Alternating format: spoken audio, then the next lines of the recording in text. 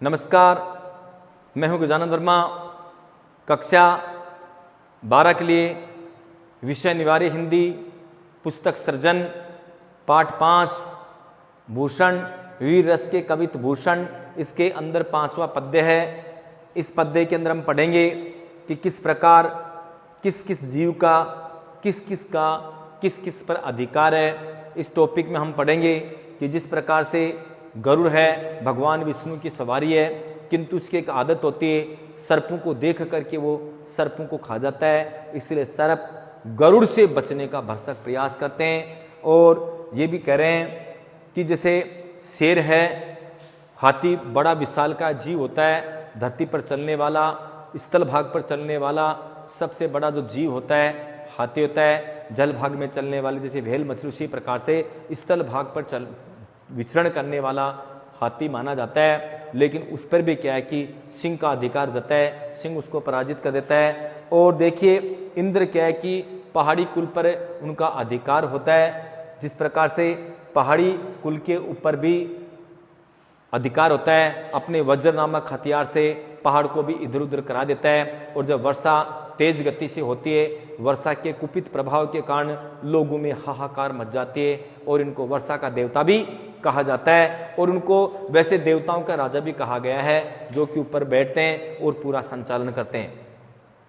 अभी इसमें दे रखा है कि पक्षियों में जो बाज पक्षी होता है बड़ा शक्तिशाली होता है, दिखने में ज़्यादा बड़ा नहीं होता, लेकिन उसका पराक्रम, उसके देखने की शक्ति, उसके चोंच पंजे, शिकार करने का तरीका पक्षियों में सबसे खतरनाक होता है। और वो वृक्षों के समूह पर भी हमला कर देता है। उसको पक्षियों का एक तरह से राजा तो नहीं कह सकते, लेकिन बड़ा भयानक होता है। अपनी शिकार को अपने पंजों में दबाकर किस तरह शिकार करता है, वो तो जो शिकार हुआ है वो देख करके ही जान पड़ता है। ये दे रखा है कि जहाँ पर भूषण कवि कहना चाह रहे हैं कि जहाँ पर अखंड है, नवखंड है, जितनी सारी जगह है, जहाँ जहाँ पर है शिवाजी का अधिकार है। और जिस प्रकार सूर्य की जो किरणें जहाँ जहाँ पहुँचती है वहाँ पर अंधकार को दूर कर देती है, अंधकार को भगा देती है। और चाहे उत्तर हो, चाहे दक्षिण हो, चाहे पूर्व हो, पश्चिम हो, जहाँ जहाँ पर मुगलों का शासन है, जहाँ जहाँ पर मुगल साम्राज्य स्थापित है, वहाँ वहाँ पर क्या है कि शिवाजी का आधिपत्य है। इस टॉपिक के अंदर भी वीर रस के माध्यम से कवि भूषण ने इस पद्य के माध्यम से प्रकट करने की कोशिश की है कि किस प्रकार से शिवाजी कितने पराक्रमशील थे और उन्होंने क्या पराक्रम के द्वारा किस किस को पराजित किया है, उनकी तुलना किस किस से की है। इस पाठ के माध्यम से पता चलेगा। इनकी तुलना बहुत सारी चीज़ों से की है, जैसे गरुड़ से, इंद्र से और बाज से, और इसके बाद में सूर्य की किरणों से। और कहा कि जहाँ जहाँ जो मुगलों का शासन है वहाँ वहाँ पर यहाँ पर शिव जी का अधिकार है, आधिपत्य है। देखिए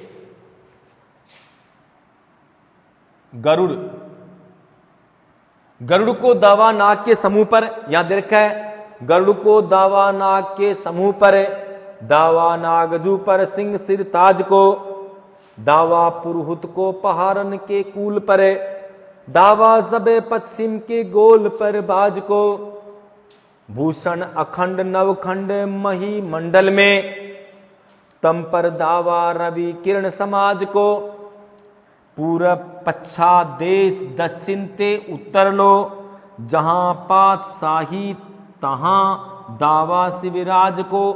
कवि भूषण कहना चाह रहे हैं कि गरुड़ को दावा नाग के जू समूह पर है, गरुड़ को दावा नाग के समूह पर है। कवि भूषण कहना चाह रहे हैं कि गरुड़ जो भगवान विष्णु की सवारी है उसको सर्प बड़े अच्छे लगते हैं। और ऐसी स्थिति के अंदर जहां कहीं भी उनको अगर ये सर्प अगर मिल जाते हैं तो निश्चित रूप से उनका शिकार करते हैं। ऐसी स्थिति में देखिए क्या, गरुड़ को दावा नाग के समूह पर, अर्थात गरुड़ नाग के समूह पर प्रधान होता है, नाग के समूह पर कब्जा करता है, अर्थात गरुड़ नाग समूह पर सरताज है, अर्थात गरुड़ सर्प को जिंदा नहीं छोड़ती। क्या, गरुड़ को दावा नाग के जो नाग में सर्प है, गरुड़ को दावा नाग के नाग का मतलब सर्प, गरुड़ जो भगवान विष्णु की सवारी है उसका सर्पों पर अधिकार है, सर्पों पर आधिपत्य है, सर्पों पर अधिकार है। दावा नागजू पर सिंह सरताज को, और जैसे नागजू है, नागजू का मतलब होता है हाथियों का समूह, ये कह रहे हैं दावा नागजू पर सिंह सिरताज को, जैसे हाथियों के समूह पर शेर सरताज है, जैसे हाथियों के समूह पर सिंह सरताज है, अर्थात हाथियों के समूह पर भी शेर हमला कर देते हैं, याद रखा है। जबकि धरती पर विचरण करने वाला सबसे बड़ा जीव होता है हाथी, किंतु फिर भी जंगल का राजा, जंगल का जो शेर जिसको कहते हैं, सिंह कहते हैं, वो जंगल का राजा माना जाता है, क्योंकि एक बार जब शेर जंगल के अंदर धाड़ मार देता है, धाड़ मारता है, तो उनकी धाड़ से वन का, जंगल का पत्ता पत्ता हिल जाता है, और उनकी धाड़ के कारण जंगल के जीव अपनी जान बचाने के लिए इधर उधर भागने का प्रयास करते हैं कि किस तरह से बचा जाए, क्योंकि वो जीव तो हाथी से बहुत छोटा है, लेकिन शिकार करने में, पराक्रम करने में बड़ा ही खतरनाक होता है। उसके सामने बाकी जंगल के जीव कुछ भी नहीं है। वो बाघ है या तेंदुआ है, उनका भी वो शिकार कर लेता है, वो भी उनके सामने डर करके भाग जाते हैं। वो क्या है कि उनकी स्पीड जब शिकार के पीछे पड़ते हैं, छोड़ते नहीं है। तो ऐसी स्थिति में कहा गया है कि हाथियों के समूह पर आक्रमण करने वाले शेर होते हैं। तो क्या कहा, दावा नागजू पर सिंह सिरताज को, जिस प्रकार से हाथियों के समूह पर शेर सरताज है, अर्थात हाथियों के समूह का सरताज या शेर हाथियों का सरताज है। दावा पुरहुत को पहाड़न के कूल पर, ये कह रहे दावा जैसे, जैसे दावा करते जैसे पुरहुत को पहाड़न के कूल पर, जैसे या जिस प्रकार, पुरहुत का अर्थ था इंद्र, पुरहुत का अर्थ हो गया इंद्र, दावा पुरहुत को पहाड़न के कूल पर, जिस प्रकार से इंद्र का अधिपत्य पहाड़ी कुल पर है, पहाड़ों पर है, क्योंकि दधीचि ऋषि से जो देवताओं के द्वारा जो वज्र नामक हथियार प्राप्त किया गया था, उस वज्र नामक हथियार से इंद्र उन पहाड़ी क्षेत्र के अंदर प्रहार करते हैं, जिसके कारण पहाड़ भी तहस नहस हो जाते हैं। तो क्या कहा, दावा पुरहुत को पहाड़न के कुल पर, पहाड़ी कुल ये कहना चाहते हैं जिस प्रकार इंद्र का पहाड़ी कुल पर अधिकार है, आधिपत्य है, अर्थात अपने इस वज्र नामक हथियार से, इस वज्र नामक हथियार से वे पहाड़ी कुल को, पहाड़ों को तहस नहस कर देते हैं। इसलिए पहाड़ी कुल पर इंद्र का अधिकार है। दावा सबे पश्चिम के गोल पर बाज को, ये कहना चाहते हैं जिस प्रकार से ये दावा सबे पश्चिम, पश्चिम का मतलब होता है पक्षी, सबे पश्चिम के गोल पर बाज को, ये कहना चाह जिस प्रकार से पक्षियों के समूह पर, जिस प्रकार से पक्षियों के समूह पर बाज का साम्राज्य है, अर्थात बाज के साम्राज्य इस प्रकार है क्योंकि बाज जो पक्षी होता है, शिकार करने में दुनिया के जितने सारे पक्षी होते हैं जो आकाश में उड़ने वाले होते हैं, उनसे सबसे ज्यादा खतरनाक शिकारी पक्षी बाज को माना गया है। ये अपने शिकार को किस तरह से चंगुल में फंसाता है और आकाश के अंदर हिलते हिलते एक बार रुक जाता है, जैसे शिकार जब इनके चोट के नीचे आती है, अपने पंजे में फंसा करके झपट्टा मार करके शिकार को ले जाता है और उस शिकार को जख्मी करके मार देता है। इनके शिकार करने का तरीका बड़ा खतरनाक होता है। ये शिकारी होता है, दिखने में बड़ा सुंदर होता है, लेकिन शिकार करने में बड़ा तेज होता है। तो कहना चाहते हैं पक्षियों के समूह पर राज करने वाला बाज पक्षियां देव रखे है। दावा सबे पश्चिम, इस पक्षियों के समूह, पश्चिम के गोल गोल में समूह पर बाज को, ये कहना चाहते हैं कि पक्षियों के समूह पर जिस प्रकार से बाज का अधिपत्य, अर्थात पक्षियों के समूह पर जिस प्रकार से बाज पक्षी हमला करते हैं, ठीक उसी प्रकार देखें दावा सबे पश्चिम के गोल पर बाज को, अर्थात बाज पक्षी जो है पक्षियों के समूह पर हमला करते हैं, या पक्षियों के समूह पर जिस प्रकार से बाज पक्षी का अधिपत्य, अर्थात बाज पक्षी का पक्षियों के समूह पर अधिकार है। ये अपने पराक्रम के द्वारा, ये अपने शिकार के द्वारा जितने सारे विचरण करने वाले जो पक्षी हैं उनमें सबसे भयानक होता है। इसलिए पक्षियों पर अधिकार करने वाले, पक्षियों पर आक्रमण करने वाले किसको कहा गया है? बाज पक्षी को कहा गया है। भूषण अखंड नवखंड महिमंडल में, भूषण कवि कहना चाहते अखंड संपूर्ण, नवखंड का मतलब है नवखंडों वाले भाग, और महिमी संपूर्ण भूमंडल पर, या क्या कहे भूषण अखंड नवखंड महिमंडल में। भूषण कवि कहना चाह रहे हैं कि भूषण अखंड नवखंड मही मंडल में भूषण कवि कहना चाह रहे हैं कि अखंड संपूर्ण नवखंड नौ खंडों में और मही मंडल का धरती मंडल, ये कहना चाहते हैं, भूषण कवि कहना चाहते हैं कि शिवाजी का जो अधिकार है अखंड संपूर्ण धरती पर, नवखंडों पर और मही मंडल धरती पर अधिकार है। तम पर दावा रवि किरण समाज को, ये कहना चाहते जिस प्रकार से तम इस अंधकार या अंधेरे पर रवि किरण समाज को अर्थात सूर्य की किरणों का समूह का अधिकार है। ये कहना चाहते हैं अंधेरे पर जिस प्रकार से सूर्य की किरणों का समूह है उसका अधिकार है, क्योंकि जहां जहां पर अंधेरा होता है सूर्य की किरणें जहां जहां जाएगी अंधेरे को दूर कर देती है, अंधेरे को दूर भगा देता है सूर्य और उसकी किरणें चमत्कृत कर देती है, प्रकाशमान बना देती है। यहां दे रखा है तम पर दावा रवि किरण समाज को, रवि किरण समाज करते हैं सूर्य की किरणों का समूह। ये कहना चाहते हैं कि जहां जहां अंधकार है, जहां जहां अंधेरा है वहां पर सूर्य की किरणों का समूह का राज है। सूर्य की किरणों के समूह का, सूर्य की किरणों का जो समूह है उनका राज है। जहां जहां अंधेरा है वो किरणें हैं, सूर्य की जो किरणें हैं, सूर्य की किरणों का जो समूह है वो अंधेरे को दूर करके वहां पर प्रकाश बना देता है। ये सारी तुलना शिवाजी से की जा रही है। तम पर दावा रवि किरण समाज को, जिस प्रकार से अंधेरे पर राज करने वाली, अंधेरे को दूर भगाने वाली सूर्य के समूह की किरणें, अर्थात यूं देखें सूर्य की किरणों का जो समूह है वो अंधेरे को दूर करने वाली, अंधेरे को दूर करके प्रकाश फैलाने वाली है।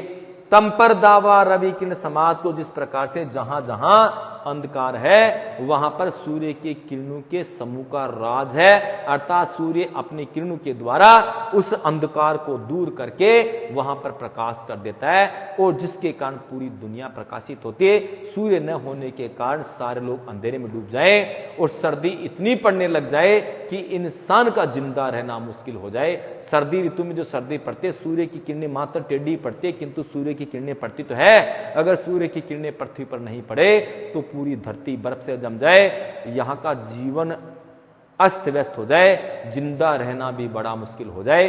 किंतु सूर्य की किरणें पड़ती है, ग्रीष्म ऋतु में सीधी पड़ती है, बाकी ऋतुएं जो होती है उसमें धीरे धीरे टेढ़ी पड़ती है, लेकिन सूर्य की किरणें पड़ती है। वैसे क्या है कि संसार का स्वामी भी सूर्य को ही माना गया है। पूरब पश्चिम देश दक्षिण ते उत्तर लो, ये कहना चाह रहे हैं कि चाहे पूरब लो, चाहे पश्चिम लो, दक्षिण लो, चाहे उत्तर लो, ये कहना चाहते हैं इस धरती पर चाहे उत्तर दिशा हो, चाहे दक्षिण दिशा हो, चाहे पूरब दिशा हो, चाहे पश्चिम दिशा हो, कोई भी दिशा हो, कवि भूषण कहना चाह रहे हैं कि पूरब पश्चिम देश दक्षिण उत्तर लो। कवि भूषण कहना चाह रहे हैं कि चाहे पश्चिम पूरब दिशा हो, चाहे पश्चिम दिशा हो, चाहे दक्षिण दिशा हो और चाहे उत्तर दिशा हो, जहां पास आई तहां दावा शिवराज को, ये कहना चाह रहे हैं जहां पर पास आई बादशाह औरंगजेब का शासन है, ये कहना चाहे चाहे पूर्व हो, चाहे पश्चिम हो, चाहे दक्षिण हो, चाहे उत्तर हो, हमारे देश की कोई भी दिशा क्यों नहीं हो, चाहे उत्तर दक्षिण पूर्व पश्चिम कोई भी दिशा हो, जहां जहां पर बादशाह औरंगजेब का शासन है वहां वहां पर दावा शिवराज को अर्थात महाराज शिवाजी का अधिकार है। महाराज शिवाजी का अधिपति कहना चाहे कि औरंगजेब का शासन का चाहे उत्तर हो, दक्षिण हो, पूर्व हो, पश्चिम हो, जहां कहीं भी उनका शासन चलता हो, जहां जहां भी औरंगजेब का शासन है वहां सभी जगह शिवाजी का शासन है। अर्थात ये क्या है कि ये आपका पाठ पूरा हो रहा है, इसके साथ में ये दे रखा है कि किस प्रकार से इन्होंने क्या है कि बहुत ही सुंदर तरीके से ये एक इसमें और दे रखा है सिरताज, नाग दावा पर सिंह सिरताज का मतलब सबसे अधिक शक्तिशाली, शिवाजी की शक्ति का इसमें बखान किया गया है। इसमें क्या है कि भूषण कवि ने इन सब की तुलना शिवाजी से की है कि शिवाजी किस तरह से पराक्रमशील है। उन्होंने अपनी पराक्रमशीलता के कारण, अपनी ताकत के कारण पूरी जो भारत है, पूरे भारत के अंदर उन्होंने अधिकार करने की चेष्टा की और जो भी उनके सामने जो कोई भी आया उन्होंने अपने पराक्रम से उन्होंने धराशायी कर दिया। उनकी सबसे बड़ी विशेषता ये थी कि वो शिवाजी एक तो दूरदर्शी थे और एक क्या है कि कूटनीति कि दुश्मन को किस चाल से, दुश्मन को किस तरह से पराजित किया जाए, ये सारी बातें शिवाजी के अंदर कूट कूट करके भरी हुई थी।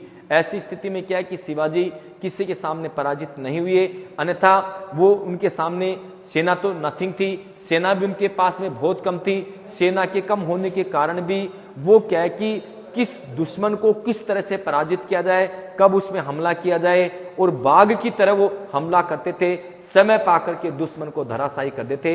अन्यथा उनके पास सेना भी कम थी और सेना के साथ साथ में उनके पास में साधन भी कम थे, लेकिन दिमाग ऐसा चलता था कि दुश्मन के दांत वो खट्टे कर देते थे। शिवाजी से पूर्व इस धरती पर बहुत सारे ऐसे लोग हुए हैं जो कि मुगलों के आधिपत्य या उनके चंगुल में फंस गए और उनके सामने नतमस्तक हो गए, क्योंकि मुगलों की एक आदत थी, वो भेद डाल करके धोखा दे करके काम करते थे। किसी से कोई बात करने के बाद में खड़े नहीं उतरते थे और मौका पा करके उनको अपने कब्जे में कर लेते थे। यहाँ जितने सारे राजा महाराज थे, छोटे छोटे राजाओं रजवाड़ों में बटे हुए थे, एक दूसरे से जलते थे, एक दूसरे पर हमला करते थे, एक दूसरे का सहयोग नहीं करते थे। लेकिन शिवाजी ऐसे पराक्रमशील थे, वो दुश्मन की चाल को समझ करके उसके हिसाब से युद्ध की नीति बनाते थे और युद्ध की नीति बना करके उन पे कब्जा करते थे, उनको हराते थे। हमारे देश के अंदर जितने सारे राजा महाराज हुए, उनकी यही तो कमी थी। राजा युद्ध करने के लिए सबसे पहले हाथी पर बैठ करके जाता था, वो भड़कीले चमकदार जो कपड़े पहनता था। दुश्मन की सेना सबसे पहले उस राजा को निशाना बनाती थी और राजा जैसे धराशायी हो जाता, राजा जब मर जाता, उनकी सेना में भगदड़ मच जाती। और मुगलों में क्या करते, सेना में भगदड़ मचने के कारण उनकी सेना को तहस नहस कर देते, उनके राज्य को अपने राज्य में मिला लेते थे और स्त्रियों के साथ में भी अत्याचार करते थे। ऐसी स्थिति में यहाँ की राजपूत क्षत्रियां अपने पति को खोने के पश्चात जोहर करके अपने आप को खत्म कर देती थी। यहाँ की रीति थी, यहाँ की परंपरा थी। ऐसी स्थिति में मुगलों के सामने उनको घुटने टेकने ही पड़ते थे।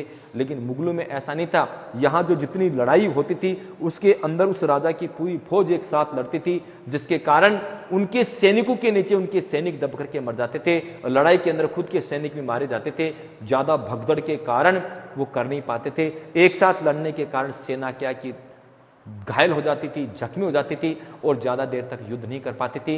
किंतु मुगलों की सेना में अलग तरह की व्यवस्था थी। वो अपनी सेना को अलग अलग टुकड़ी में बांट के रखती थी। एक टुकड़ी लड़ने के लिए चली गई, दूसरी सुरक्षित बैठी है, वो लड़ रही है। जैसे जख्मी सेना हो जाती थी वो तो वहां से खिसक जाती और जो दूसरे सैनिक होते अचानक दुश्मन पर टूट पड़ते थे। इस प्रकार से वो लड़ते लड़ते जख्मी हो जाते, फिर तीसरी टुकड़ी पड़ती थी। इस तरह से क्या है कि टुकड़ों में उनको बांट के रखते थे। पूरी सेना एक साथ नहीं लड़ती थी। साथ में मुगल सेना के अंदर जो मूल जो आदमी होता था, जैसे अकबर बादशाह, औरंगजेब है, ये स्वयं कभी युद्ध लड़ने के लिए कभी नहीं जाते थे। ये अपनी सीट पर कुर्सी पर बैठते थे और साथ में क्या है कि सेना के अंदर लड़ने वाले इनके वीर योद्धा होते थे। अलग अलग जगह के अलग अलग सेनापति बनाते थे, वो लड़ने के लिए जाते थे, वो लड़ते थे। और अलग अलग जगह के जो सेनापति या अलग अलग जगह राजा बना दिए जाते थे, वो उनकी पूरी सूचना उनको देते थे और पराजित जब तक नहीं होते थे पूरा सहयोग उनको करते थे। वो कभी भी भड़कीले वस्त्र पहन करके मूल आदमी, मूल राजा बादशाह कभी भी घोड़े पर बैठ करके, हाथी पर बैठ करके स्वयं युद्ध लड़ता था। उनकी सेना लड़ती थी, उनकी सेनापति लड़ते थे, मंत्री लड़ते थे। वो अपनी सीट पर, जहां पर राजगद्दी पर, वहां पर बैठ करके शासन का संचालन करते थे। ऐसी स्थिति में कभी भी वो बादशाह पराजित नहीं होता और उनके युद्ध लड़ने का तरीका अलग था। मुगल शासनकाल के अंदर आपने तो देखा होगा, उनके पास में बाबर जब आया था तो वो क्या है कि आने के पश्चात स्वयं के पास तोपखाना था और तोपखाना जब तोप चलती थी तो यहाँ के तीर भाले उसके सामने क्या करेंगे, उस तोप खाने को देख करके यहाँ की सेना में भगदड़ मच जाती थी। वो तो एक दो को मारते थे, एक साथ हजारों लोग मर जाते थे। सेना के अंदर हाहाकार मच जाता था, भगदड़ मच जाती थी और उनकी पूरी सेना को तहस नहस करके अपने कब्जे में ले लेते थे। साथ में उनके सैनिकों को कब्जे में कर लेते, धरती को कब्जे में कर लेते थे और फिर धीरे धीरे उन्होंने पूरे भारत पर आक्रमण करके कब्जे में किया, क्योंकि उनके पास में कूटनीति थी, भेद नीति थी, दूरदर्शिता थी। यहाँ के राजाओं में ये सब कमियां थी। वो एक दूसरे का भेद देते, छोटी छोटी बातों में लड़ते झगड़ते रहते थे। उनको शिकस्त देने वाले मात्र शिवाजी थे। उन्होंने पराक्रम से, कूटनीति से, भेद नीति से और उनमें ऐसी दूरदर्शिता थी जिसके कारण क्या है कि मुगल बादशाह भी उनकी इस तरीके से भयभीत होते थे, डरते थे। इसलिए इनको शिवाजी, मराठा को जो सरदार शिवाजी कहा गया है, बड़े पराक्रमशील थे। इसलिए जीवन काल में कभी पराजित नहीं हुए, वो जिंदा रहे, तब तक लड़ते रहे, दुश्मन की चाल को भी पहले समझ जाते थे। इसी कारण